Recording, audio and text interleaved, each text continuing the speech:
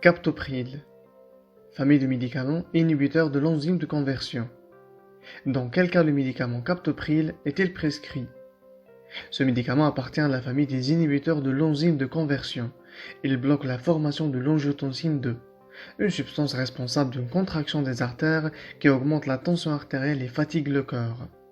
Outre ses propriétés antihypertensives, le captopril a un effet bénéfique en cas d'insuffisance cardiaque et après un infarctus.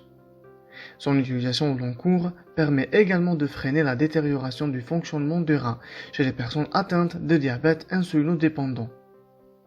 Elle est utilisée pour traiter l'hypertension artérielle et l'insuffisance cardiaque, après un infarctus de myocarde, en traitement initial et en prévention des récidives ou des complications, pour ralentir la progression des atteintes rénales en lien avec un diabète de type 1. Mode d'emploi et posologie du médicament captopril. Ce médicament est pris indifféremment au cours ou en dehors des repas. Posologie usuelle. Chez l'adulte, la posologie est variable en fonction des cas. En cas d'hypertension artérielle, un comprimé à 25 mg matin et soir. Insuffisance cardiaque, atteinte de rein chez le diabétique, 50 à 100 mg par jour, atteint progressivement et réparti en 2 ou 3 prises.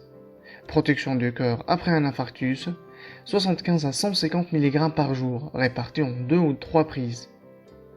En cas d'insuffisance rénale, d'athérosclérose, de traitement préalable par des diurétiques ou de régime sans sel, en particulier chez la personne âgée, la posologie initiale est faible. Elle est augmentée progressivement par le médecin en fonction des effets du médicament. Contre-indication du médicament. Ce médicament ne doit pas être utilisé dans les cas suivants. Une allergie, y compris au den de Quink, due à la prise d'un inhibiteur de l'enzyme de conversion. Prédisposition à l'œdème de Quink, en association avec les médicaments contenant l'aliskiran, chez les patients diabétiques ou insuffisants rénaux. Grossesse à partir du 4e mois. Dans d'autres situations, le médecin est seul juge pour prescrire ce médicament, notamment en cas d'hypercalémie, de rétrécissement des artères rénales. Pour l'allaitement, ce médicament passe dans le lait maternel. Un choix est donc nécessaire entre l'allaitement et la prise de médicaments. Cette décision devra être prise en accord avec votre médecin.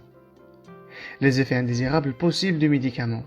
Toux sèche, comme pour tous les inhibiteurs de l'enzyme de conversion, baisse excessive de la tension artérielle, hypotension orthostatique, maux de tête, fatigue, bouffée de chaleur, sensation de vertige, troubles digestifs et troubles de goût.